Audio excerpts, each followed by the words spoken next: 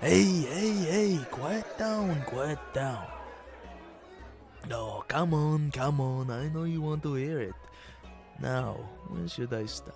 Well, there are dragon hunts, and then there's a time a dragon got hunted so hard, so relentlessly, that even the gods must have looked down and said, "Oh, that poor bastard." This was a hunt not about skill, not about strategy, but pure undiluted spite. It all started with the dragon slayers caught wind of something big, white as a new forged blade, breath that cracked with red lightning, a beast that didn't just fly, it owned the skies. Most people look at that as a sign to leave it alone. The slayers, they took it as an invitation. They found it perched high on a mountain, regal, untouchable, and they did what no sane hunter would do. They attacked. No waiting, no planning, just steel, patterns, and the kind of confidence only found in lunatics and gods. The dragon fought back, of course, roared like 1,000 storms, turned boulders into slag, sent half the mountain crumbling into the valley below. It should have been enough, it should have scared them off, but the thing is, the dragon slayers weren't normal slayers. They didn't just chase legends, they became them. The dragon fled, wounded, furious, but even it knew the fight wasn't over, and so the chase began, day after day, night after night, through mountains, deserts, and storm-torn skies. It burned forests to shake them. They ran through the ashes. It collapsed cliffs to stop them. They climbed over the rubble. It dove into the deepest canyons, thinking surely no one was insane enough to follow. They followed. At some point, the dragon must have realized it wasn't hunting them anymore. No. They were hunting it. It wasn't fighting for territory. It was fighting for survival. And every time it tried to escape, another sword, another arrow, another hook, blow landed. Bit by bit, they wore it down. A wing torn, scales cracked, its breath faltering, until finally, after days of endless pursuit, the great beast made one final desperate move. It disappeared, going somewhere it believed the slayers would not follow. But to learn more about that, I'm going to have to go into more detail. Shall we? Hey there, I'm Curtis, and I'll be your DM today. And welcome to CTG. Now, to the left of me, This is Tyson, and I'll be playing Ravistock. Hey there, I'm D-Man, and I'll be playing Bjorn. My name is Zaahir, and I'll be playing Kaiden. And I'm Kayn, I'll be playing Brann. right, well, let's get straight into this. Today, we'll be playing a new setting. A new campaign with a new set of heroes. Those still in the same world. This one, more focused on the Slayers branch of the Maiden Guild. Right, without further ado, let's get straight into this. Now, currently we find ourselves on the hunt. Now, obviously, when I say on the hunt, I don't mean immediately in action. I mean, you're all sitting around a campfire preparing for the next dawn. You've currently been hunting a white-scaled dragon unknown to you. Now, the four of you in front of me are all part of something called the Dragon Slayers Guild. A guild within the Slayers branch of the Maiden. Specializing in, well, surprise, surprise, dragon slaying. Now, you've been on this thing's tail for a couple of days now. It keeps slipping out of your fingers. What would you say to one another?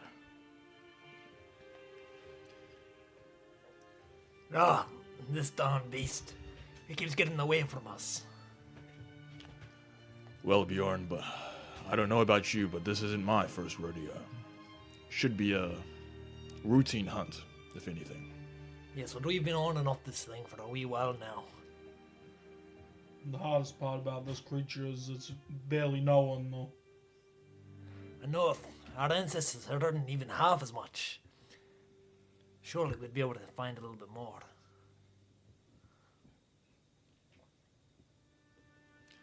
Anything to say, Kaiden? Sorry, I'm just lost in my own thoughts. Seems you and the luck we've been having have something in common. Seems we're lost on this creature's trail. Guess you could say that. How about we try that way? as I point off to a random direction. An educated guess of where I thought it might have gone. Right, an educated guess. Well, the next dawn arrives as quickly as the night left. Back on the trail of this creature. Now, you are following its trails. I'd say we go into a setting where you're walking now, armor and gear and everything in tow. Now, that's when you spot it. I'd say you, Bjorn. You spot it in the sky, flying from one mountain peak where it must have been resting. Flying across. Now, it doesn't seem to notice you yet. Alright, I say in a little bit more of a hushed tone. Aye, lads, look at that. As I point up to the sky.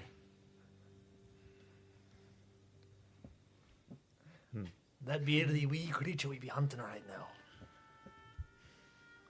Should be easy pickings. Well then, let's get ready for the attack. Good. On it. Because I've been waiting. Seems that's all you do, Kaiden. Waiting. Right, so you watch following by as the creature lands to eat food. Now you see it lands on this buffalo-like creature, a large, buffalo-looking creature, horns, big brown fur, hairy. It lands on top of it, feet first, as its talons claw into its body. And it lands down, gnawing on its prey. Alright, hook the wings, try to cut him off. It'll be easy pickings if he can't fly away. Got it. And then I'll start approaching him, then spinning my hook and then ready to throw it. I'd like to imbue my my massive greatsword. Right. Now, Brann, you hold the hook on a chain. Swing it. And the minute it leaves your hand, the hook, the weight, traveling through the air, the creature turns around. Its wing just slightly rearranging, missing, well, the piercing point as it gilds off its wing. It turns around, and you watch it, you all start moving into action, all start running, but it turns and spreading out its wingspan. Bjorn would like to soul expulsion to try and fly up and slash one of the wings. Interesting. Well, you'll be knocked back through the air as the gust of its arms is powerful enough to knock you back. But you do get a good look at it.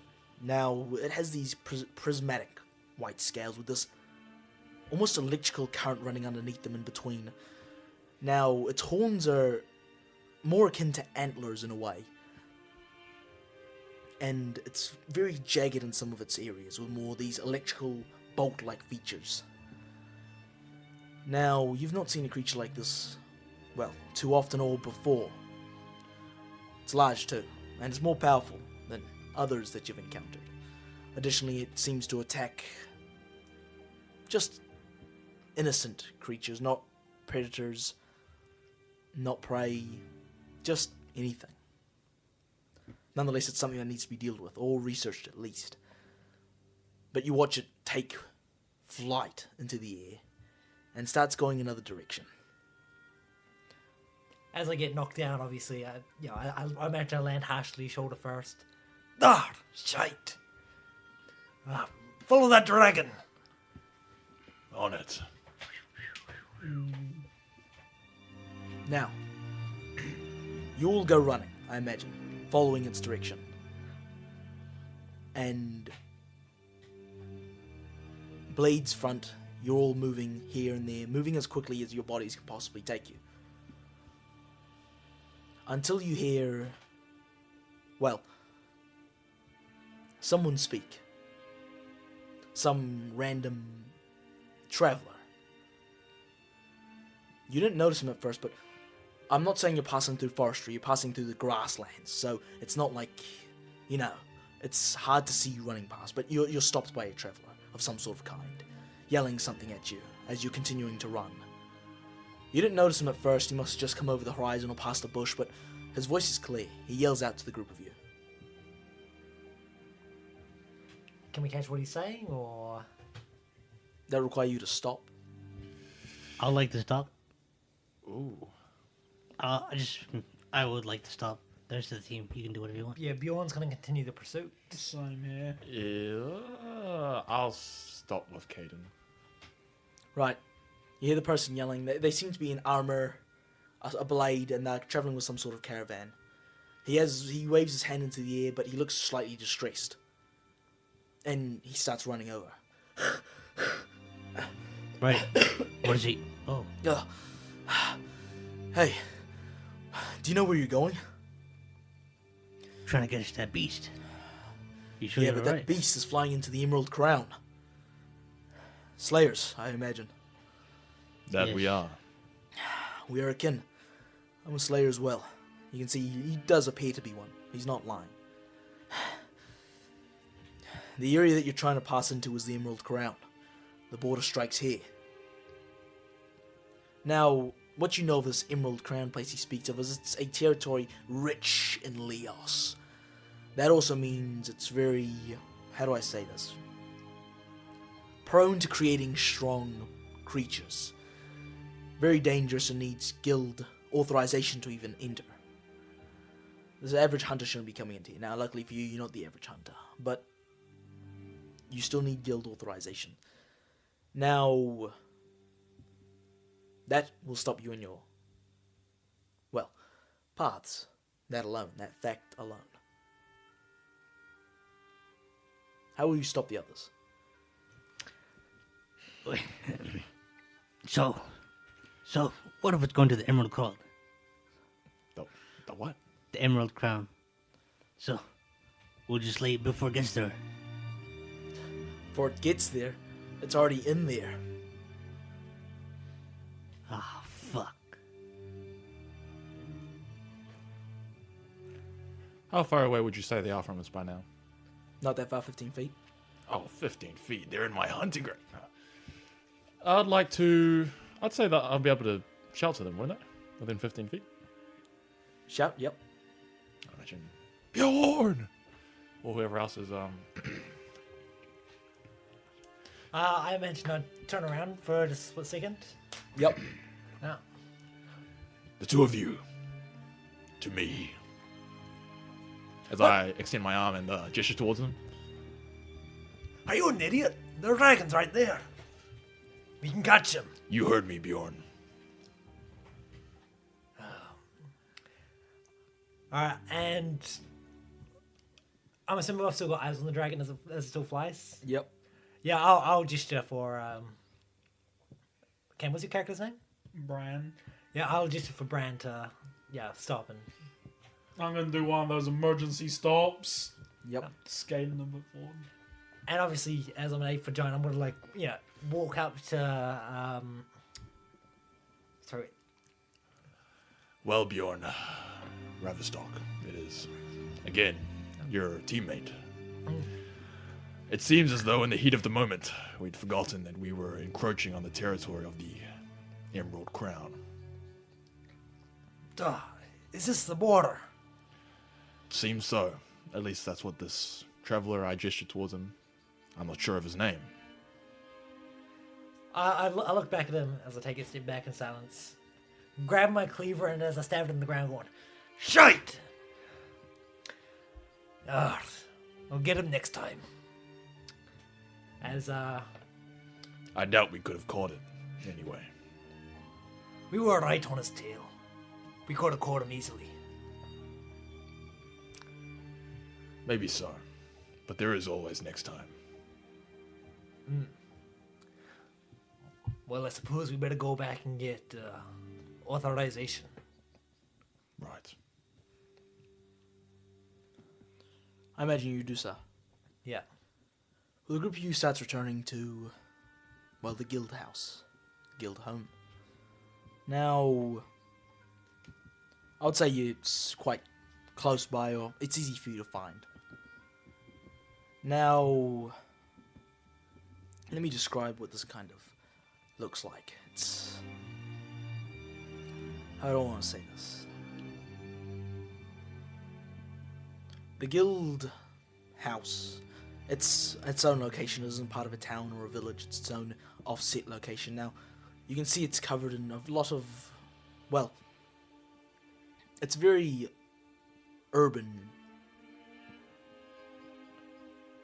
suburban kind of area. Well, it's very natural. Has trees, vines. It almost like it's a building trying to hide within nature, though it's not completely covered. Additionally, you notice on it there's a lot of stone statues of honorable beasts and whatnot. Additionally, how do I want to say this? It's this very nice wooden building, old-looking vibe to it. It's covered in vines, various... intentionally there, of course, cobblestone. There's maybe a small bridge leading to it, gardens out front. There is various other buildings around, too. Stations, shops. It's made for the Slayers branch. Specifically made for it. I won't go into more detail, but there's a second platform. It's just very... it's more homey than it would be anything else. Now, I would imagine you enter. Would there be any notable creatures of those that are statuified, I suppose? Any notable ones? Mm-hmm. Or are they all just riffraff?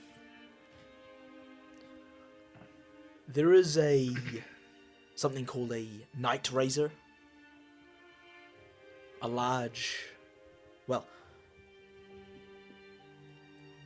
dragon-like creature, if I were to say that. Dragon-like creature that was known for stalking in the night. Others akin to it like a common rage horn mukla. I imagine as we walk past, I'd say, to have had the pleasure to have killed one of these. Quite envious of whoever completed the deed, the task. Aye, it looks like a fun fight.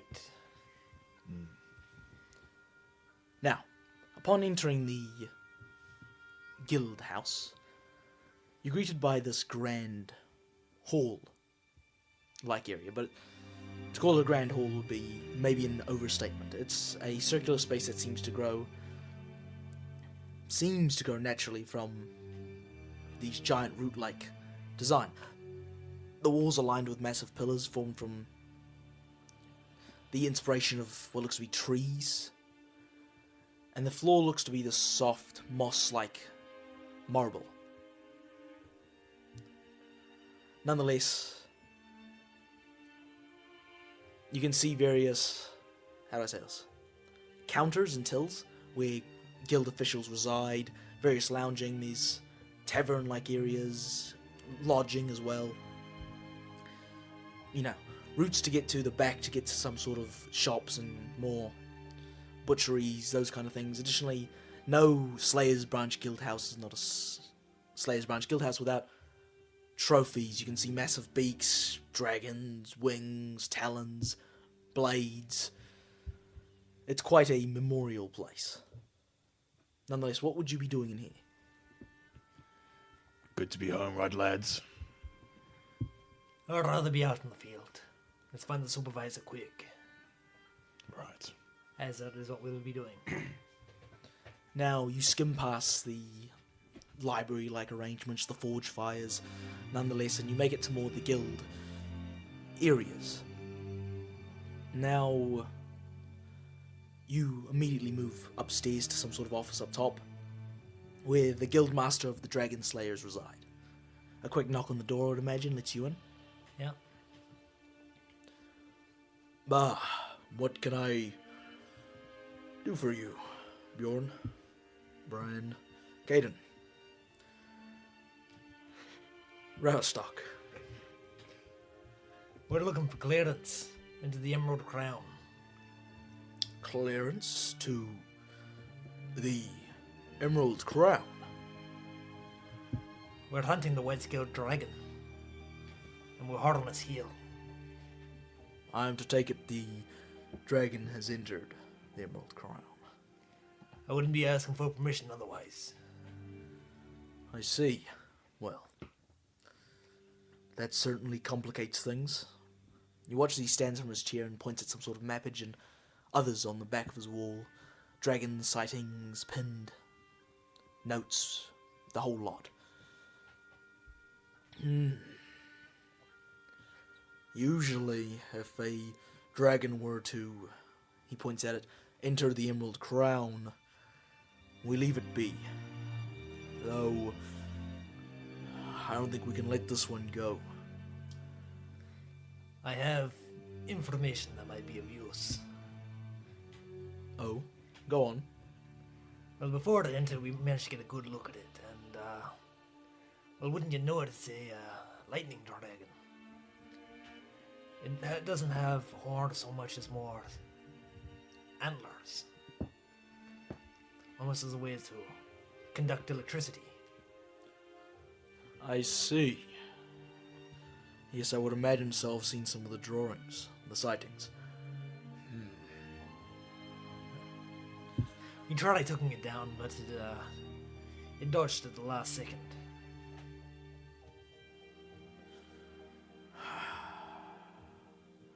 Right. He looks, stashes in his drawer, searches around, pulls something out, and then you hear that. The guild authorizes passage, though. He passes it over to you. Though. You'll need a new guide. Alright, how quickly can you get one in here? A couple letters and should be done. Alright, we'll be waiting. I'll meet you down near the hall after. I don't know. You'll get summons. Thank you, sir. No problem. Good luck on the hunt. Sir. Yeah, and obviously I stand up and walk out. Yeah, yep. Guess we'd all do the same, yeah? We'll do the same, yeah. Now, I imagine you just walk around, not doing much, maybe doing some slight research or... What counteracts lightning? I'm assuming that'd be quite common knowledge. What would be? Like, what would lightning-type creatures typically be vulnerable to? Unfortunately, it isn't like a Pokemon circle of weak, strong. Various creatures are weak to various other things and strong to some other types of things. It's all differentiating. There's no one-all-be-all solution. No. So, to answer your question, you can't just grab something to counter them immediately. Alright. Nonetheless, I would imagine you all just mingle around, or would some just wait? Yeah, I imagine get a couple drinks, because the guild halls have taverns. Oh, surely it's got a booked in them, tavern. right? They do? I'll be joining them to get drunk. Yeah. Same. Imagine I'll be standing in the corner of the tavern, polishing my pistol. Ominously. Right. Well, after some time you're summoned back to the hall. The Grand Hall. You can see the Guildmaster standing there. I imagine you all go. Right. He's standing next to a young-looking man. Black hair, brown eyes, quite muscular. He's got quite a lot on his hips of gear, books, various other things. And he stands with these two goggles on his forehead. He's in a white singlet with some sort of necklace around his neck of some sort of creature. He's next to the Guildmaster. He looks quite young. I think I said this. Maybe he'll be around in his 20-somethings. But younger years of his 20s. Right. And you all approach. Yeah. Well, I found a guide for the Emerald Crown. This is a boy by the name of Rolo. And you see he puts his hand forward. Oh, well, he takes off these leathered gloves he's wearing and puts his hand forward. Ah, nice to meet you. I'm Rolo. Nice to meet you, Rolo. I'm Bjorn. As I shake his hand. Bjorn. And he puts it back. Well, I'll be your guide through the Emerald Crown. Shall we start moving immediately? Is there any shopping that needs to be done, or...? Perhaps I could pick up a thing or two. Just before we go. Hit the express store. Right. You do a little bit of guild shopping. That is Well, true. I'd say that beckons a small shopping break. Perhaps. Right. We'll be back after doing a little bit of shopping.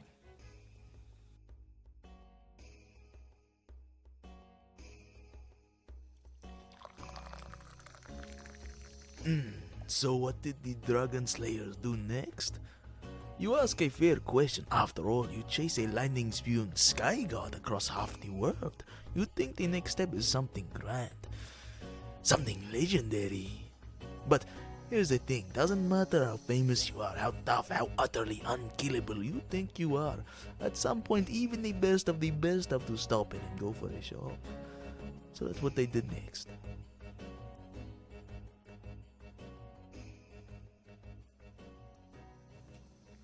And we are back. Now, what did the team buy? Well, Bjorn, I can say I definitely stiffed out that shopkeep for his 2 agility potions. What can I say? Silver tongue on this bad boy. Yeah. I managed to cob a hook, a rope, featherfall potion, and dracanoid oil. Kaiden bought nothing. Well, I bought a stud shield, chainmail, and an earpiece. Well, Kaiden, Ooh, sounds like you're getting up for the fight. Always am. seems the rest of us are, but someone's pockets may be a bit light. Did the last trip not do it for you, Kaiden? Don't worry. My gloves will be enough. Right. So, who you sharing that earpiece with? Since you're team captain, you might as well get one. I'll be honored as I take it and put it in my ear. Right. And I imagine you begin adventuring to the Emerald Crown. Alright. Well, lads, the crown awaits. You don't have to say it like that, Bjorn. It's just a place. At least that's what I'd hope. Yeah, but it sounds cooler when I say it like that. Right. If you say so. Time to start a big adventure. Do you feel cool now? Compared to that, I'd say he does. Right. Absolutely. Well, to give it a little bit of description, furthermore of a description, the Emerald Crown is a, well, colossal wilderness of beasts and other life. Now, it's made up of, well, multiple distinct biomes, 6 to be specific. Nonetheless, the first one you'll be entering is a more archipelago-like one. Nonetheless, you begin your trek. Now, you have a caravan, well, more of a cart. And the feeling is strange when you first step into the area. You can already feel the denseness in Leos, and you can see the creatures, the life. You're stepping into the grassier lands of the Emerald Crown. Are we in the grasslands or the archipelago? You're going to be... The grasslands is a small area that you're going to traverse to get to the archipelago. Oh, right. Now, the archipelago is where, well, the dragon entered. At least that's what you saw. Alright, you know the drill. Heads down, eyes up. Our main goal is finding that dragon. Right. You got it. Never ventured this far before. Now, what you can see in the distance, well, it's truly a beautiful place. You can see massive mountains, freshwater spires, but you can see they cliff down with waterfalls onto limestone. It's truly an archipelago set here. Right next to it looks to be some sort of swamp. You can see what looks to be reefs in the water, canals, giant areas of land. But something... Well, you're welcomed by the sound of trees. You're unknown of what it is. Until you see a massive tusk spike through. Well, slightly push through the foliage of the trees. Now, it's slightly Leos encrusted at the tip of it.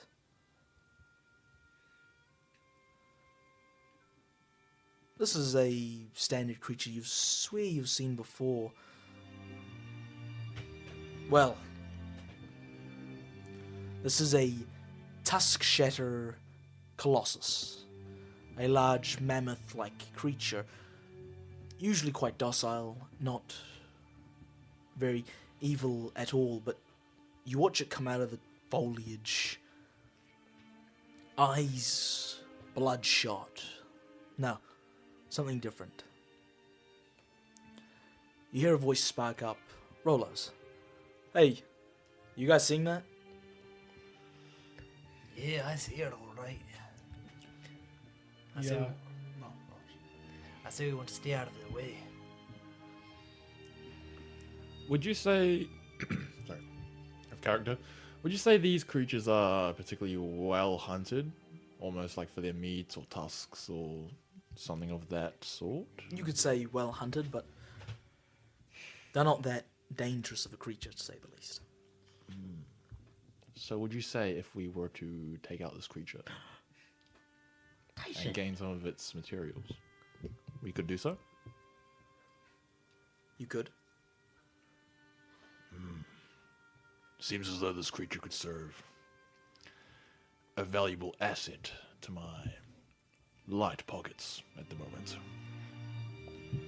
You know what would serve an even bigger reward? Find I know, another Bjorn, island. I know. Nothing wrong with getting a little sidetracked. We have been on its tail for a while now. Did you not hear what I just said? Heads down, eyes up. Our top priority is finding this dragon. Fine. But I hope the compensation is more than worth the risk. For a dragon that's never been discovered before, it'll be huge. Suppose we should get a move on then. Well, not to burst your bubbles, I unfortunately think I agree with Ravistock on this. Are you serious? Every guild guide is, well, obviously made to study a tusk shatter colossus. Quite an easy creature to study, and this one, he puts down one piece of his goggle down over his eye, almost like a monocle. This one's different. Bloodshot eyes, it's scarred under the skin, fur's ruffled, different, slightly charred, but not. Well, Rolo, you've already got me convinced. If it can satiate your mind of intellect, I'm sure it could satiate my coin purse. Well,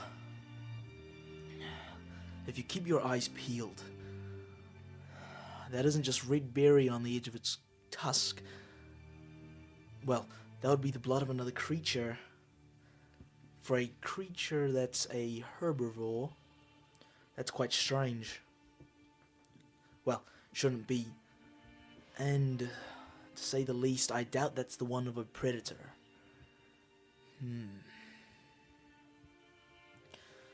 If you get anywhere near that creature, I would say you'd be on the hit list.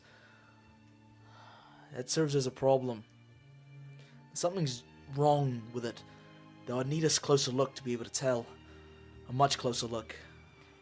Well, Ravistock, you may certainly try, but don't say Well, we're trying to stop you. Kaiden, I'm sure I could get him a real close look when that thing is dead on the floor. It could be you, but you're welcome to try. Well, Thanks for the support, Kaiden. Really appreciate it. You're welcome. Anytime. well, that thing stands in our way, and I'm eager to research it. I'd also say if you go try and get past it, it's going to attack. So, leaving us no option, a threat to slayers, a problem to the ecosystem, the guild authorizes the hunt. Well, you can certainly try join Ravistock. Say no more, Rolo. Well, if he's joining, we all have to fight. I say, draw in my cleaver. Ah, god damn it. I was hoping to avoid this. Well then, what are we waiting for? And I'm gonna imbue my hook with fire Yeah, I'm going to imbue my blade with... and jump down. I'll do the same fire, so... Well, I would not imbue my gleaming little pistol, freshly polished from the tavern, as I I pull it like out to of the imbue my holster and garment cock with it. aura. What? Hey, do we all hear that? As Ravistock racks his pistol, he sees Kaiden mumbling to himself in the corner. Kaiden, I see that out of character, by the are way. you alright? Right. Can I get a draw from all of you, please?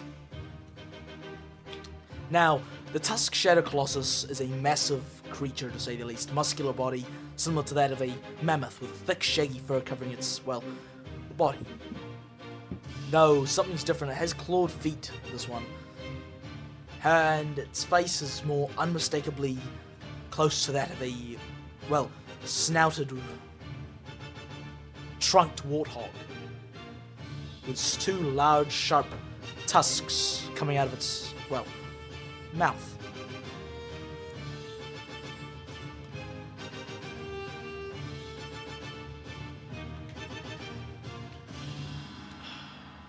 Well. Looks like Ravistock's got the pretty good draw. Oh my. Bjorn has a pretty bad draw.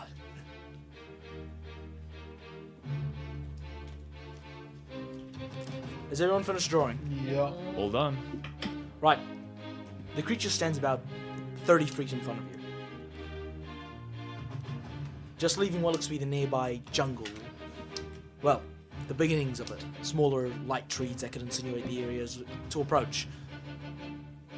And it looks like it's hungry. Hungry for more than just leaves and grass. Something else. Well, its eyes crazily lock onto you, Ravistock. Nonetheless, do I have a joker on the table?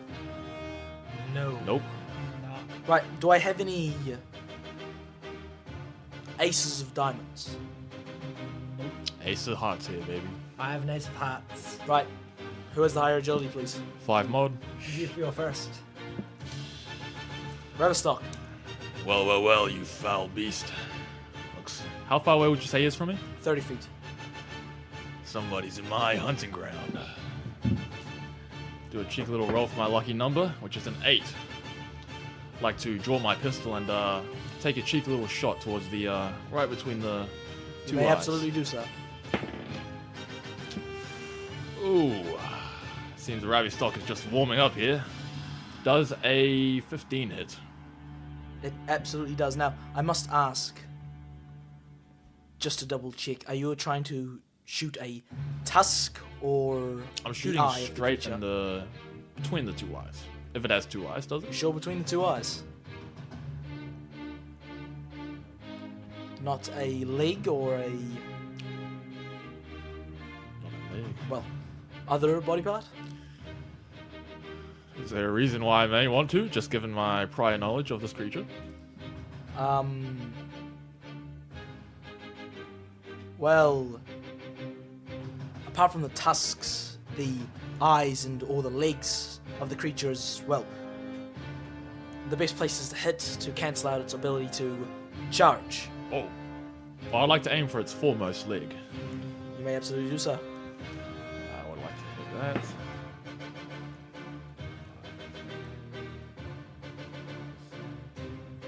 Ooh. So, please take about...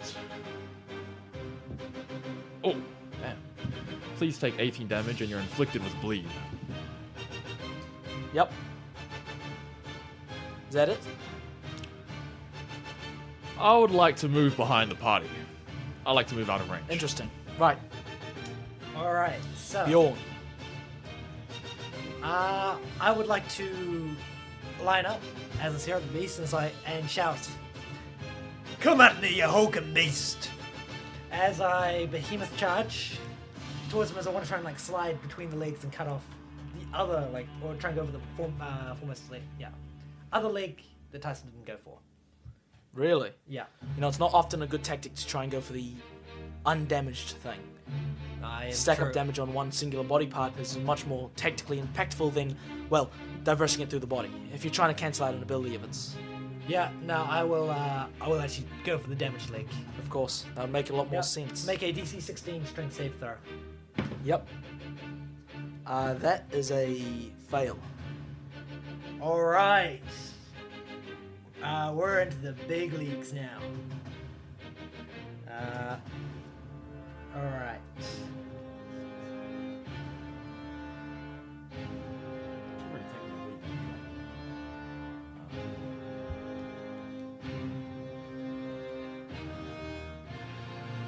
Alright, that is 20 yeah, sorry. Math. 23 damage. 23 damage, I'm yep. gonna go for a slice on the leg. Right. And as the bonus action, armor expands up. Do we have another ace on the table? 19 hits him, right? Yes, it does.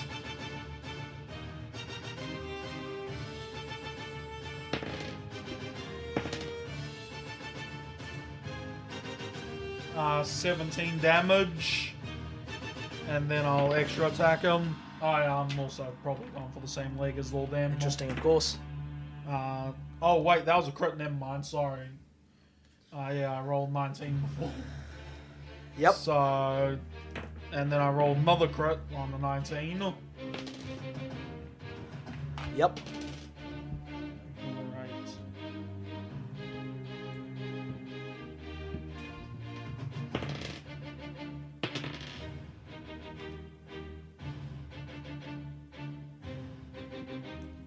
$21 damage. That's the extra attack? Yeah. Now, at the end of every value, I'll try and retell, to the best of my memory, exactly what happened. So... let me just roll for the creature.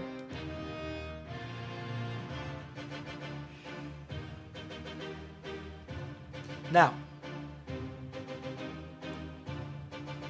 I'm going to start from the start. Now, initially watch as the creature stares at Ravistock.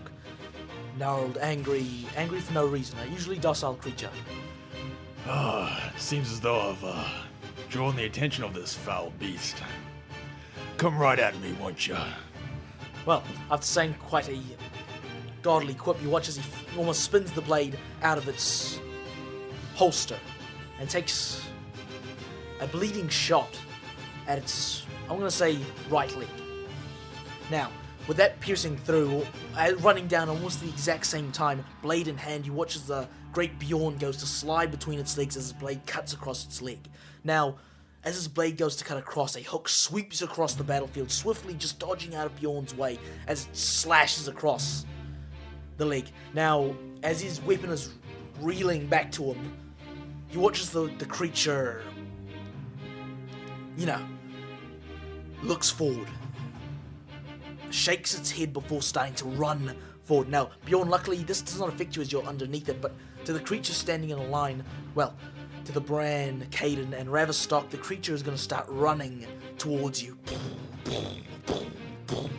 Can I get a DC 16 strength save from the three of you, please? 19.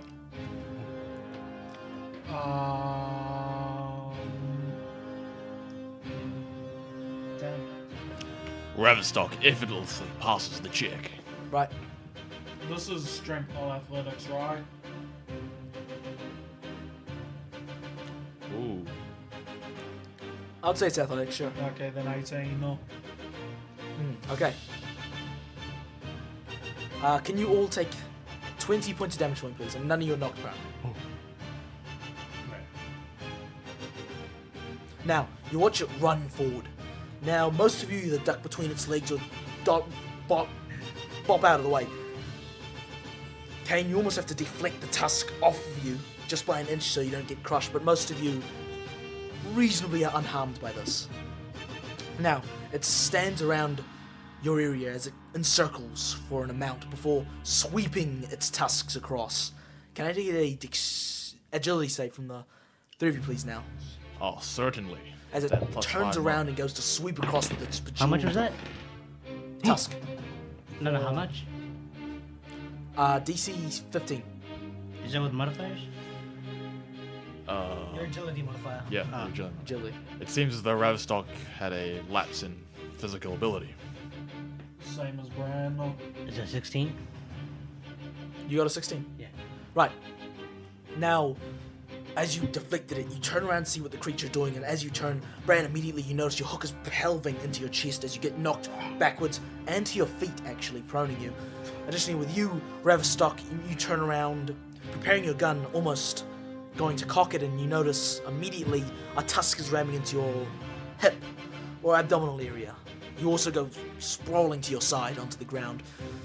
Both of you take 25 points of damage, please.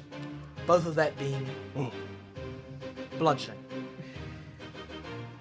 Mr. Kaiden. Now, you watch it go past and you dodge out of its way. It maybe whacks on your shoulder, but you do dodge out of its way. You take only a 20... No, sorry. My apologies. 12 damage from that, please. Right. Next I must ask, do we have any kings on the table? That we do. Got a king of clubs right here. Spades. Anyone else? I have a queen. Tyson, you are to act first, please. I imagine as I get up from the ground, Brann would be somewhere around me. He would? As I would be clenching my abdomen. Ugh. You're right, Brann. Yeah. It's time to get serious now. As I would again draw my pistol. Ooh, I would say that would be a pure plus my attack. Yeah, I'd say that'd be a pure shot. Yep. From my pistol. Capacity. Ooh, only 2 shots left, dealing a 1d10 piercing. 9, 5, 14. Yeah, I'd imagine you'll take 14 from the first shot. Is he? Would you say he's within 40 feet of me? Absolutely. Absolutely, yeah. Given he just bowled me over, I'd say so as well. Alrighty. Then right after that, and then I'd say I'd go in for another shot, just another pistol shot. 2 more rounds left, might as well. Oh. It seems as though the second one will not be hitting from my extra attack. No.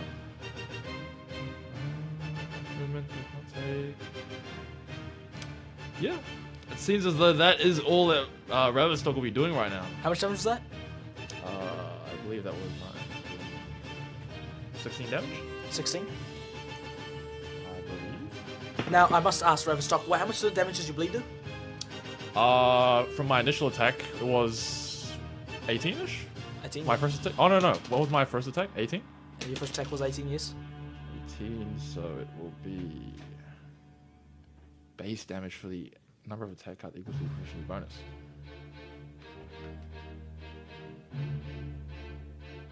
$11? 11. Yep.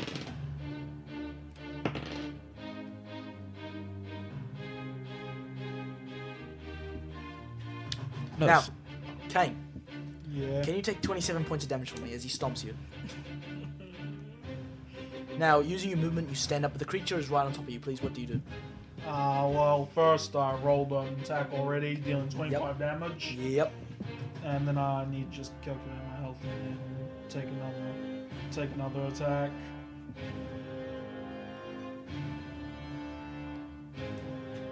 I'm close to death's door, but I'll swing for another attack. Yep. No healing of any kind used. Nope. Yep. That one hurts. The dirty 20 hits, right? Of course.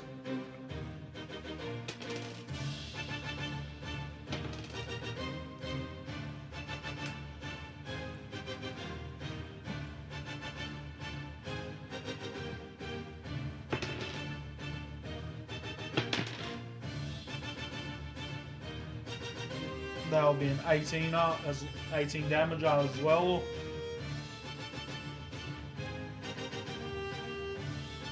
Now,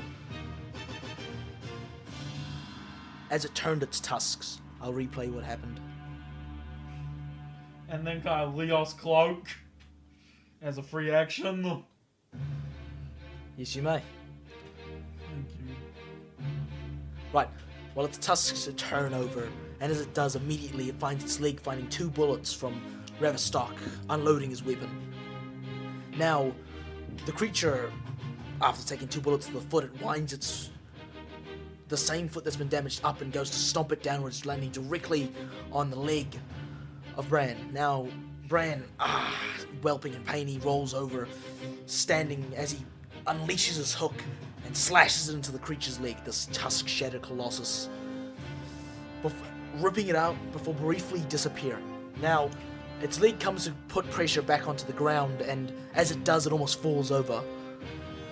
It then puts weight on the rest of the 3 legs and holds that one into the air. The creature seems to have been damaged, or its right leg has been damaged. Now, this creature's speed will be halved, and it can no longer use its charging attack.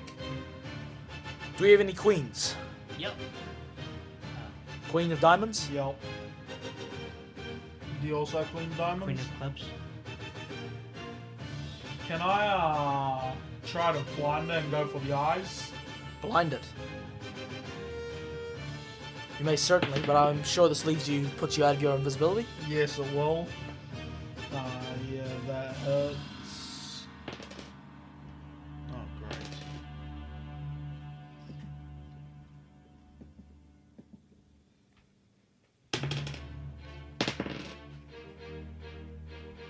Uh, 16 damage, and then I'll then go to the choke, scraping while I'm attacking, go for the other eye.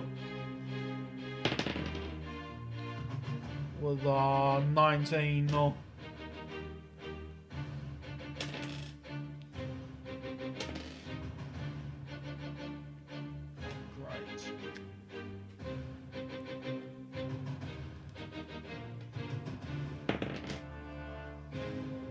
My rolls are going horribly today. 16. Right.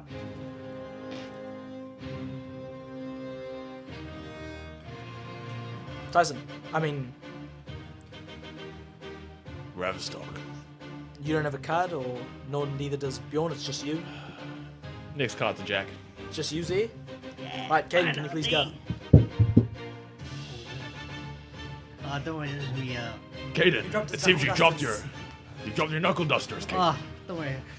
I wasn't gonna use that anyways. Right, Kaiden, can you please go?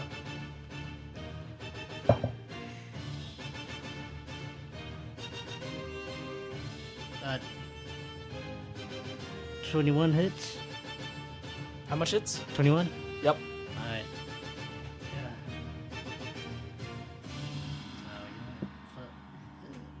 Yeah.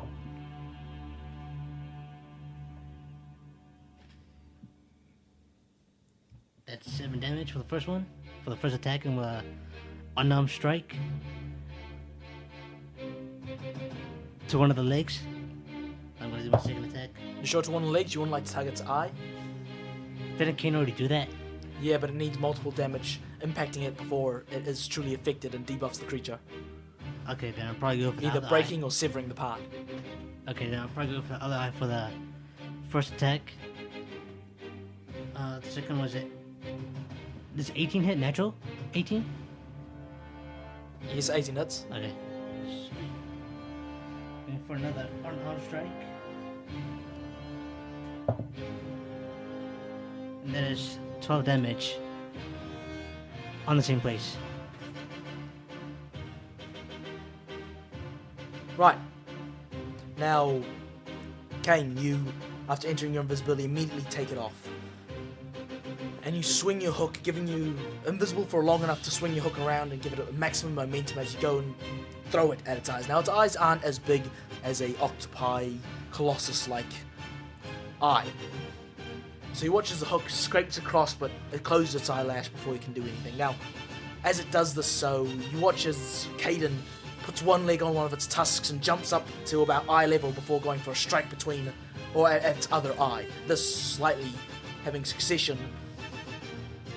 As he drops down to the ground, now the creature, well, he's about to penetrate inside, but the creature makes this deafening roar. Can I all get a DC 16 check from everyone nearby? Maybe not you, Bjorn. What is this? Yes, you Ravistock.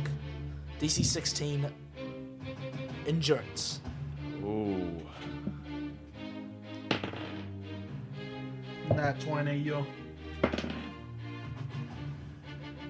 Ravistock. That's With the dirty 20. dirty 22. Right.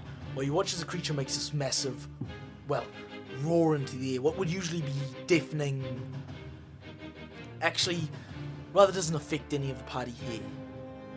The massive roar just maybe making you blink. Nothing more than that. Alas, you can tell the creature's being weakened as it's relying on other means for attack. Do I have any jacks at the table? Jack of spades here. Jack of spades, yeah. +5 mode. Yeah, I know. Yeah, you're winning that easily. Any other contenders? Is that, Right. Well, it will actually act first. Ooh. Kaiden, you watch as it, well, as you land and stare up at it as it's making the roar, using that moment of surprise, it reels its tusk back and goes to, well, rip it through your torso. Can I You're react? dodging out of its way, it does still knock you back. Can you take 27 points of piercing damage from it, please?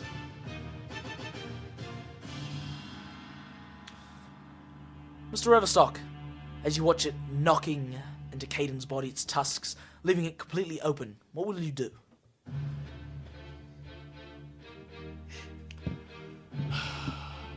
Well, seems as though it's time to get serious. As, I've only got one shot left. Oh my. I've taken 3 shots, correct? And it takes an action to reload. Well, guess I'll take one more cheeky little shot right between the eyes. I think it's time we try and take this thing down. Between the eyes or in the eye? Well, is there a reason why I'd shoot it in the eye in particular? That I would obviously know due to my prior knowledge? Well, it would lose a good portion of its vision. Ooh. Well, it seems as though I will be doing that, shooting it right in the eye. Absolutely. With a natural 20. Cheeky little pure shot. Let's see. Please. Do a 1d10. Ay, ay, ay. Whew. 9, agility. 14. Unfortunately, it seems as though it's only taking 19 damage. 19 damage. Even with the cheeky little 20. Kayn, please. Okay. Now I'd like I'm to gonna continue to try blind it. With Well, my- actually, it's already been blinded. Okay, then. Could I start scooting towards... Where's Bjorn at this time? Can I go up this Bjorn's actually completely fine. He's Bjorn's slide was so legendary that he actually slid 300 Oh. feet away, stood up, Then can I and go started running try back to the attack light. its back leg and on the other side, like diagonal to the leg we destroyed it? sure. Thank you. Does a 15 hit or more? Unfortunately not, no. Okay, I'd like then. to, as he does this, his fail attempt, I'd like to shout across the field. Brann! Get your head in the game! Shush and reload. And I rolled that one up to the back. Now, Big talk, Brann. you watch as it, well, did its thing to Kaiden, and as it does, leaving itself open, you watch as a bullet penetrates through the eye of the creature, leaving out, well, residing still in there, causing it to blink and blood draining from its eye socket. It turns around, almost in a way act to try and escape, And stopping the escape, you grab your hook and you, throw it forward and some words just, you throw it forward and you miss a tactical blunder, and some words you hear someone shout something, that being Ravistock, about, putting a hit into the game, and you think, firing something back at him, you throw your hook again, and oh goodness, it seems to have caught on a nearby stick, some debris. You haven't been paying attention, and you look over at Ravistock's face, and it's got a face, a look of, come on. Nonetheless, do we have any 10s? 10 of diamonds right here. Yeah, 10 of clubs. Easy there, Bjorn. Got the diamond on you. Right, Ravistock. After watching the blunder of Brann, how will you show him up? Would reloading take my entire turn? Unless you have something else you can do with a bonus action, yes it would. Would reloading count as a bonus action? No. Well, it seems as though I've got nothing to back up my smack talk against Brann, and I will stand there reloading. Well, as you're watching this, you go to reload your gun. A misty shadow flashes past you. Great sword in hand. Bjorn, what are you doing? As Bjorn's finally returned from his legendary 300-foot slide, he shouts over, "Will you two stop complaining?" As I'm going to line up for another behemoth charge. Can you make a DC 16 strength saving throw, please? Easily. Succeeded. Alright, he succeeded, in which case I'm rolling. It's a guaranteed hit.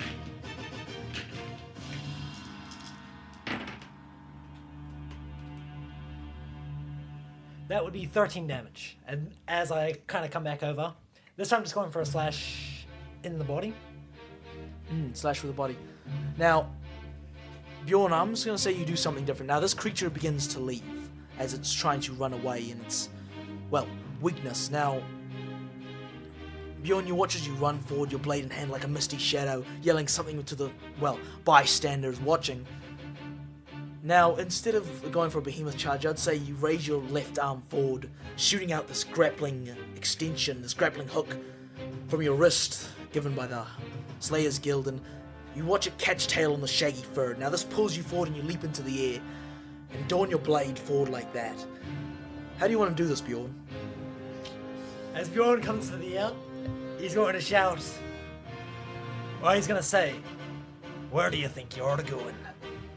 As he comes in for the land, he stabs on top, into the upper back of the beast, pulls himself up on top, and he has tusks, right? I'm coming up from behind. I'm going to swing around, grabbing the tusk, as I come through and stab it right between the eyes, into the head, finishing it. Well, with that stab, you watch the creature trying to escape come to a halt and drop down onto the ground. It has been slain. And as these two have been bickering, I stand up from behind the beast and say, "Now that's how you do it." Yeah, you're welcome for the assist there, Bjorn. No need to thank me. Anytime. Well, that was easy. Too easy. Yeah, great work, Kaiden and Brann. Thanks for the assist. Oh, we didn't eat, shouldn't I? Right? I need to take a bit of a lie down on the carriage. Well, you guys look it up. Bjorn says, as he has not been damaged once in this fight. Interesting. In fact, he actually gained health during the fight with his armored expanse. Well, Bjorn, at least I didn't decide to go off picking daisies in the middle of the fight. Well, excuse me for having one of Galahad's greatest slides of all time. Were you even there, Volo? He was watching from afar, studying. What? He's a god, he's not a fighter. He doesn't fight. What a fucking pussy. Hey! Kaiden, You realize this I should guy add a is character. meant to guide us through the Emerald Crown. He could easily mislead us into a trap, should he be feeling like it. Well, nonetheless, you see he does rush over and he starts, well, writing something in this journal of his about the creature. You can hear him talking to himself. So, what do you think made this creature tick?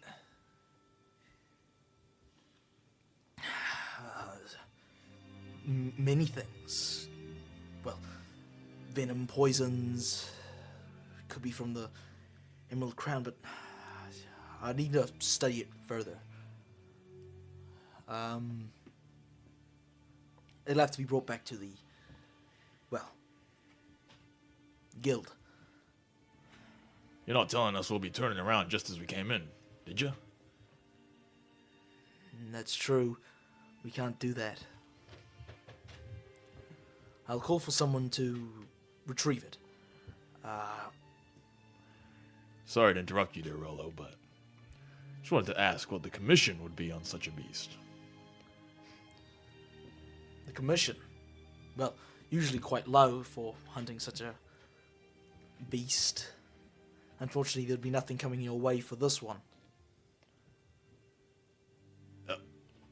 Isn't that the whole reason why I told you I'd like to stop by and dispatch this thing? Well, not currency given directly, you'd be getting knowledge and whatever components this thing. Okay, Rollo, I get it. As I shimmy off to the corner. I'd like to dissect it for some components. Is there anything of use? Well, there is, of course. Now, from this, I'll say you gather materials like some tusks, some fur, things that can be made into other options, but that's to be thought about later. But you do get what you can from it, and Rollo shoots some sort of flare into the air, insinuating a collection to be had. Would they even be able to come into the Emerald Crown and collect it? Well, there's people of, like the traveler you saw, there is slayers coming here for other work other than hunting dragons to, well, just study the life and what lives here as their entire job. So they wouldn't need authorization to just come in and grab this thing? No. So say we're deeper into the crown. Could we still shoot a flare up? You could. It'd just be a lot harder to get to you. Alright. Nonetheless, you grab what you can and you commune onto the archipelago.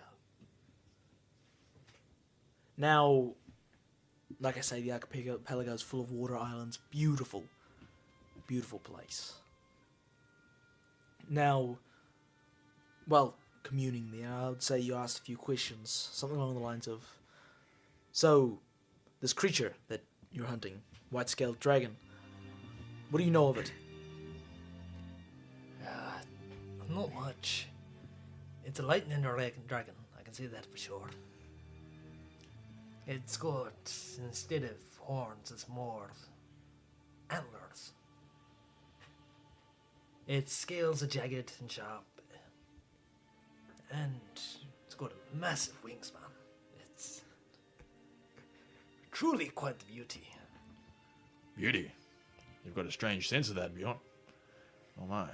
I mean, how many people have seen a pure white dragon flying through the skies? I imagine if you look towards the sky or to the ground, that's where a lot of them would be. Dead. How many white-scaled dragons are there, DM? Not often do you see one. Yeah, because they're all dead, D-man. Would I have seen a white dragon from my past? Yes, you would have. Before? Yep, you I would have. have. Yep. Interesting. Would you like to share it with the party, Kaiden? No, I like to keep it to myself. Oh, what? Right. Okay. Well, Rollo asks you, have you ever seen this? Well, have you ever seen this lightning strike a creature? I can't say I have. I just saw the current pulsing through the wings, through the body, and conducting up the antlers. It's a real slippery bastard. Just say that. I see. It appears to be quite a slippery bastard. Huh. It's going to be quite the luxury to study, I must say. That's if you can get it to sit down on one spot. It likes to run and hide. Well, I'd be studying it post its living. Post-mortem. Well, then it's a good thing I bought this, as I pull out my dracanoid oil. Interesting, really. Yeah. Yeah, okay. Yeah. Though you say it's running from you? It's interesting. Yeah, we had a lead on it, and it didn't fight, it just fled into the crown. Hence our eagerness to get permission to enter. I see. Well, if anywhere it would go, it would be the archipelago. Makes sense. High peaks, a lot of water, a lot of life.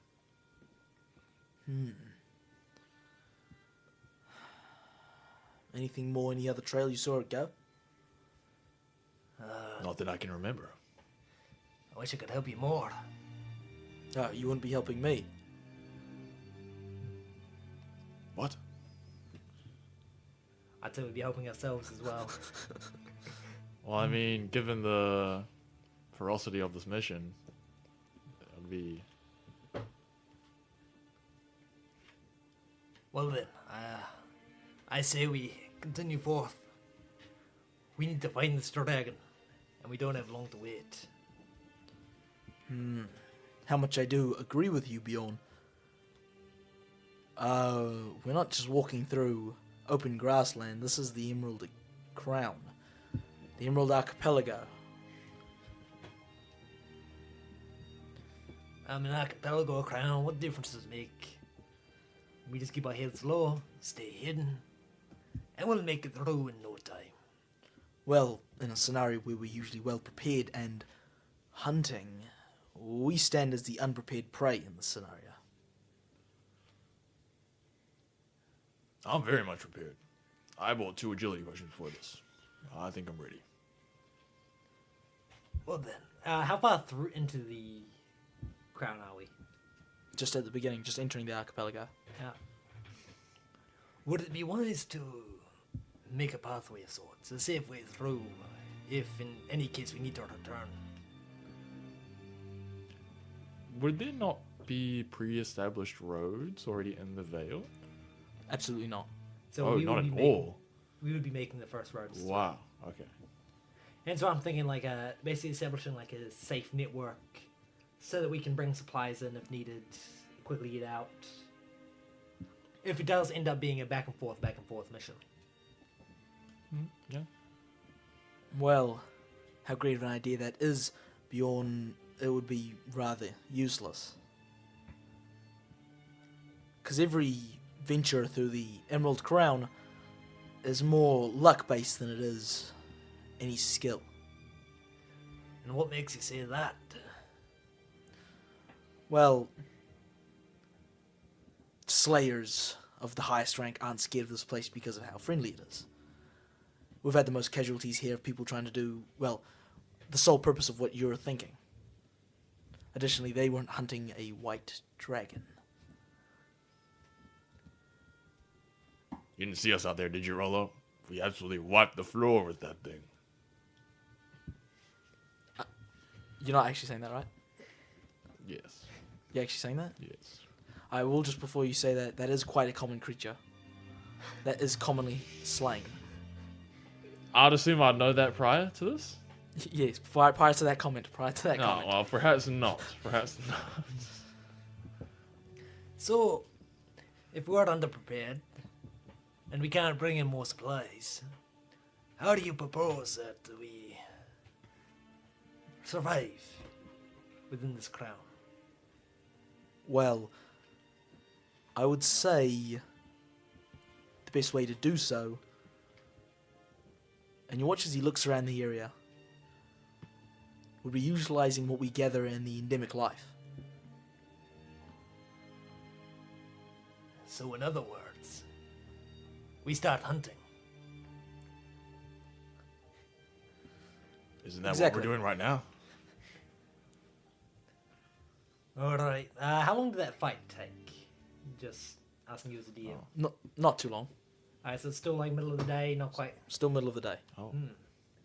Well, getting later to the day because you kind of went around the middle of the day. Yeah. So it's getting to almost dinner time. So I'd say we want to grab supplies, get ready to hunker down and camp for a night. Exactly. In which case, I'll turn around. Alright, lads. We have one goal. We have to survive the night. Sounds like a plan. Gather supplies, hunt the small critters, and we'll make a feast. Surely we've got enough from just that beast that we've slain. Unless we're using it for research samples. No, you would have enough food. That is the correct thing. Now, this is what he tells you. Does anybody have some sort of spotting glass or spyglass? We have to look for areas high above the ground. You see, the area we walk through right now, well, that's territory to something that the Slayers have called the Brute Jaw, as it's called right now, seeming to be the apex of the archipelago. This creature is not one that we really want to interact with. So as long as we stay off of the ground and away from large bodies of water, which is how it's been guiding us through, we should be okay. Now, unfortunately, I forgot the spyglass purchase. In favor of climbing materials, a featherfall potion in case I get whisked away by the dragon, and obviously dragonwood oil for the fight. Right, well, luckily for you, climbing materials would still be just as useful. Only problem is you won't get a perfect spot. Yeah. So would you like to scope out the closest one to you? I think so. Right. Well, you start making a trek up a mountainside. And you start hunkering down camp, putting down tents, doing all the basic stuff. You're in a position where you imagine most creatures wouldn't catch you, next to a waterfall, quite a nice area. It's one of those areas where it's hard for larger creatures to get to, you know. A bit of a cave inside of a mountain aesthetic. Now,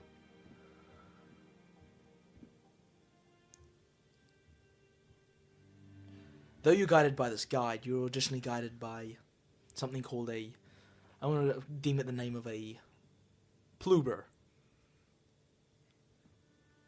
A pluber. A Pluber. A platypus-like creature. I'll go into further description of it. But it is it's essentially the guide that you're given to go with. Does our Pluber friend have a name? You, I would imagine, name it, but it doesn't have to have a name. I'd like to look around the group. Well, Rollo, is this a new friend you brought with us? You each have one. Oh, we yeah. each have one. Each Slayer is given one, yep. Whoa. Hey, yo. I'm naming my Pluber. Not currently, of course, but... Right. Well, they are small amphibious creatures resembling platypus with soft glowing fur. Now, they can be found in various colours, but there is some sort of attuning to them that a Slayer can do that causes a colour change in them. They have been highly domesticated from Slayers over time. Additionally, one of their core features is their squishiness. Despite their small size, the Plubers, deemed that name, have a peculiar trait: their bodies are extremely squishy, designed by nature to withstand high pressure impacts if crushed by a boulder or heavy weight. And their soft bodies deform without causing harm to their internal organs, making them resilient and able to endure the brutal conditions Slayers often face in the wild. Now, additionally, another reason why these creatures were specifically chosen for, well, Slayers is their ability to survive. Additionally, they have good resilience on top of the squishiness. And what I was trying to get to is they have the unique ability to sense... They have the unique ability to sense nearby disturbances and slight Leos detection, dare I say. magical detection, Leos detection, a trait that helps, Slayers locate various Selenite crystals or dangerous Leos-like creatures. Now, all creatures do possess Leos in them, so any dangerous creatures that are nearby with particularly malicious intent, your Pluber will be able to detect. Just like to state for the record, I've come up with a name for my Pluber. Okay. His name is Pludzy. Mm-hmm. And would you say they're familial-like, like a You're attuned to them, dog yes. or a cat, perhaps? Yeah, you're attuned to them, yeah. And I may have just misheard this, but do we store them or did they just walk beside us? You store them in imagine like a mason jar that you squish them into. Now, this is very comforting for them. This isn't like some sort of torturous device, but right. you smash them into like a small mason jar to keep with you at all times. Right. I imagine Bjorn, being the giant, 8-foot creature that he is, has a much bigger... Well, due to its attunement to you, it grows and carries some of your features. I'd say it's even more hairier than a standard Pluber. Yeah. I say I'd like to give him maybe a little more space than the average Pluber. Right, a Perhaps bigger... where a sword holster would normally go. Because I keep mine on my back. Yeah. I think I have a name for my Pluber. I think I like to call it Squishy. Oh, come on. Nonetheless, you all settle down at camp. So you'd say we hide around a campfire cooking up. Remind me of this beast's name again that we slayed? A tusk shatter colossus. What would you say the aroma, the taste, the smell of this tusk shatter colossus would be as it roasts on the campfire? Well, it has a very porkish taste and aroma to it. I would not be eating that. Porkish-like? Porkish-like. I would not be eating that. Alrighty then. Turns out it tastes like chicken, as most meats do. And it's not, I wouldn't say, it's a rather surprisingly delicate meat that's quite easy to tear. It's not that tough. Well, depending on the cuts that Rollo took, it's not that tough, steak-like taste. It's quite delicate and, malnourishing. So once it's fully cooked, I imagine Bjorn has a massive skewer. And he goes in for the heartiest bite as he rips off a shredded meat. Yep. Now that's some good food right there. Easy there, Bjorn. There'll be plenty more where that came from. As I whip out my little Pluber storage device. Well, Pludzy, looking for a cheeky little snack as I rip off a bit of the meat for my little friend Pludzy and feed it to him. I don't know what he eats, but I'm going to assume it's meat. Yep. I'm still not eating. And I'm going to be watching in disgust. I'm gonna also feed my little fella, and also myself. I'll also rip off a little bit to feed to my father, who I've named Paulie. Oh my. Now, you're welcomed by another fire, this one being a makeshift, forge fire, a blacksmithery setup. And you can hear a hammer tinkering, to the sound of the night. Guess who also has tinkering tools, smithing tools as part of his starting equipment? Interesting. I'm going to take a gander. It is Bjorn. That is Bjorn. Now, you're told this. Well, he says to you, with the materials we gathered, you'd have enough to, I'll be able to craft you an item of your choosing from the creature. For our Plubers. No, for us, tusk, Kaiden. made from the tusk shatter colossus's parts. What are the options? Well, I can make a talisman. This one, crafted from one of its tusks, an amulet that you would wear around your neck. Now, this gives you the ability to make a, tusk charge once per day. Stats given to you by your DM, which you'll eventually do. This one being a more of a charge, dealing 3d8 bludgeoning damage or piercing, depending on what you're using to charge with, in a 30-foot line. Next, we have the Colossus's hide armor, a special armor crafted from its thick hide and fur, offering resistance to, force damage, if that ever come need be. Additionally, it removes the wearer's movement penalty from difficult terrain, meaning you're able to traverse through areas. Lastly, we have a spear made of the leos from its tusk, and the handle of it created from the tusk itself. This is more of a throwing spear than it is an attacking spear. Now, on hit, it causes a explosion of kinds using the leos inside of it, dealing 2d10 leos damage in a 10-foot radius around the target. Pretty useful. Lastly, we have, well, rings made of the tusk. Ebony. No, isn't it ebony? Ivory. Is that ivory? Yep. Rings. Small rings made from, well, the tusk. Surprisingly, one of the most useful part of it. Anyways, they're used to enhance, well, elemental-like abilities. They can grant, well, resistance to one damage type, if need be. What's the frequency we get to choose for those rings? Excuse me? Like, resistance to one damage type. Do we have to choose it? Like, is it like a set it and forget it, or is it like It's a set it and forget it, yep. I'll take the damage type. I'll take the rings, please. And you watch as he goes through this crafting animation. Oh.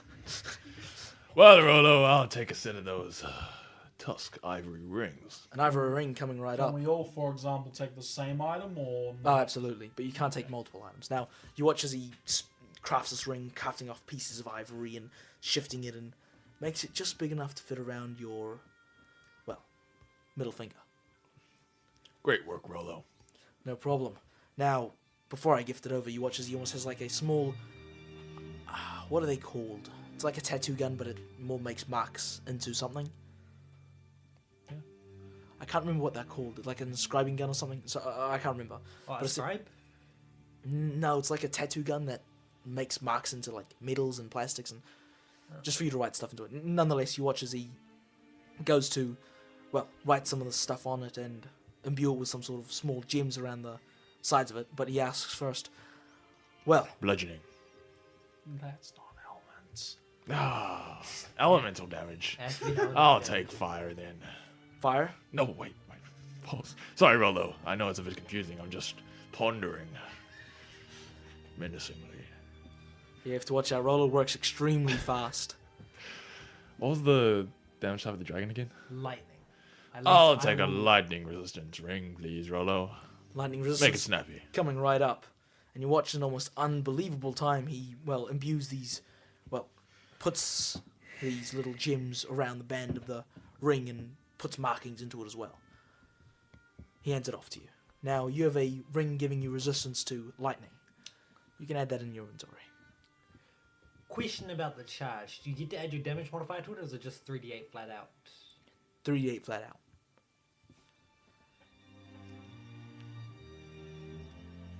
Yeah, my gut's leaning more towards the ring. The charge is useful, but I've already got 3 behemoth charges that can do... Well, Bjorn, think of it this way. Actually, no, there isn't really another way to think of it. You're a Jotun. Doesn't seem to serve much use to you. You do seem to be correct. Yeah. No. Wise words from Ravistock. So, I think... what were the other 2 options? There was a hide armor. I'm not And really a using that. throwable spear that explodes. Does the hide armor go on your normal armor, or does it replace it? And then what armor value does it have if it replaces it? I'd say it adapts to your whatever armor you're currently Okay. wearing. Oh, whoa. Oh, never mind. Alright, I'm He, gonna he let- makes it in the type of armor you're wearing at the moment. He makes it specially like that armor. or almost like he bolted onto your existing armor. Yeah, something along those lines. Alright, I'm gonna let these 2 go first before Bjorn says what he's gonna get. He just wants to see what Well, the team... Rolo, it might be a reckless decision, but I do like my charging into battle head first, even though it gets me close to death's door. Definitely saw that today, Brann. It just seems you didn't hit the target, but... I'm just gonna ignore Now, that. He gives you a small as Bjorn. mini version of like the tusk as a small around a little chained amulet. Impeccably quickly he does this, obviously. with tools that doesn't seem like they can do it, but he does it. Well, and he crafts it out, kniving it down with what he can and whatnot. And he gives it to you all bundled up. Thank you. Talisman. Now, can I test this in an open on the field type place? None of them are nearby. Can I charge? Yeah, isn't it the almost the middle of the night? Yeah, it's the most. Can I charge that tree? Sure. Oh, impeccable. Kaiden. Wait, I'm gonna repeat. Can we actually get like? Wait, why do you want to use the tusk? I thought you didn't want to eat the tusk? meat. I'm just gonna ask like the rings. Like, could we actually like have like the same item? Yep, you Yeah, can. we can. Yep. Wait, how many rings did he make? You can make it You using. can make max up to 4. Yeah. 1 for each party member. Yeah. Oddly enough. Hold on, Yep. Kaiden. You drew the line at eating the meat of this beast. Yet you'd like to parade the ivory tusks, rings of it, or other material? Just focus on your food, you faulty pig. Let me wear my jewelry. Well, instead of you prime in the house. Whoa, Kaiden. No need to get so violent. Oh my. We see who does the same kind of fashion, polishing it. And what should I embed into this ring, Kaiden?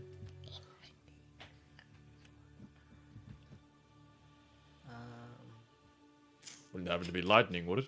Yeah, might as well. Well, you watch he embeds the gems in with specialized tools and fits it perfectly to your finger size after slight readjusting, and kadoosh. You're Great a lightning minds ring. think alike, eh, Kaiden? As I go to give him a little Ah. high five. Bjorn. So the reason why Bjorn was waiting for everyone else to do it was because he was too busy munching down on his Of course. on his meat. On his comically large. Yep. Yeah. So, a hypothetical question about the spear.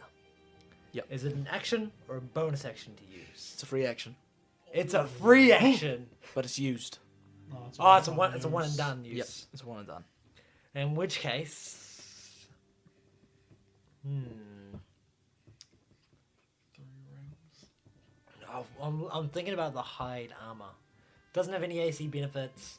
It's just you can move faster in difficult terrain and resistant to force damage. Yep. Yeah, unfortunately, I think I'm gonna have to go with the ring and lightning. Oh, okay. I think you should take the hide armor. Oh, Force damage comes around almost never.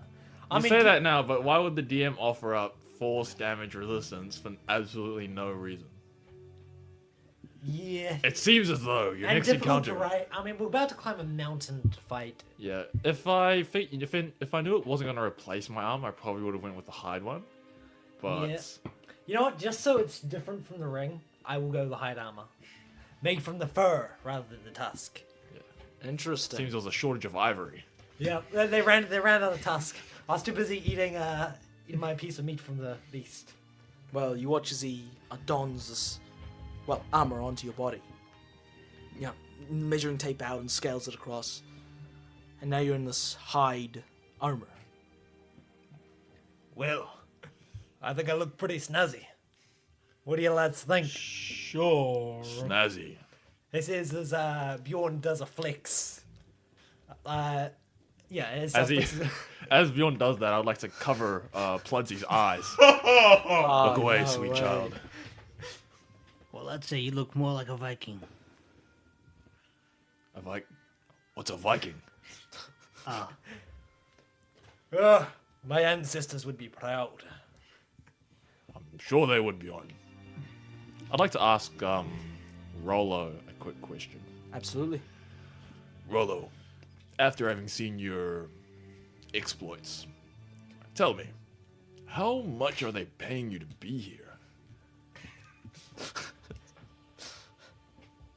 Well, just the standard guild commission. Oh no, Which not this is again. how I'm just, you don't have to answer if you wouldn't like to, Rolo. I understand these days pay may be a bit low, but you're welcome to answer. Are we conducting market research right now? Well, no, after I saw this guy just craft rings of ivory, all right, an item that can give you behemoth charges with 3d8 damage. I'm like, whoa, who the heck is this guy? He's something special indeed. Well, he actually is a lot more special than the standard guild. Well, guild guide. Usually they don't do all this. Right. Is it due to the nature of our mission, or because we're going to... You would imagine so. It's due to the nature of your mission. Right, He's okay. specialized to come here. Well, Rollo, as I do a little gesture with my hand, fingers waving back and forth, how much was it? How much was... Never mind. As I figured, I doubt he'll ever answer me. You imagine that may be true. Now, let me just do a quick, mosey on through here. For items that you would have collected through, through the journey here, collecting what you could I get a 1d4 roll from... I'll start with Tyson first. Can I get a 1d4 roll from you, please? Cheeky little 2. Cheeky little 2. Alright. Well, Tyson, can I get a 1d6 roll from you, please? Ooh, that's a 1. Right. Well... Tyson, can you put a silent step potion into your inventory? Ooh, lesser, normal, or greater?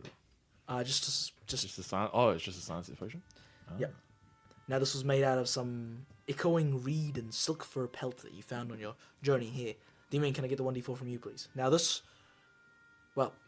always re-ask me if you need confirmation on what it is, but the silent step potion will remove all sound from movement for a... One encounter? Encounter, yep.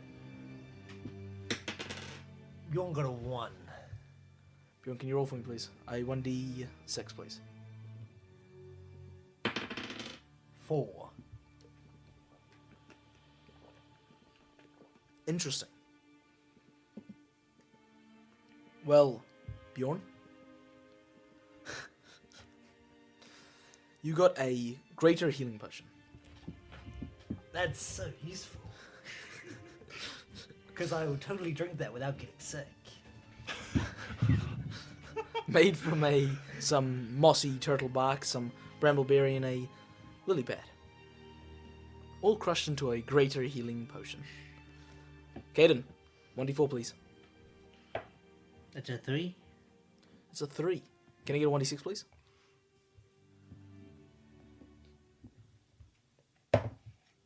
It's another 3. That's another 3.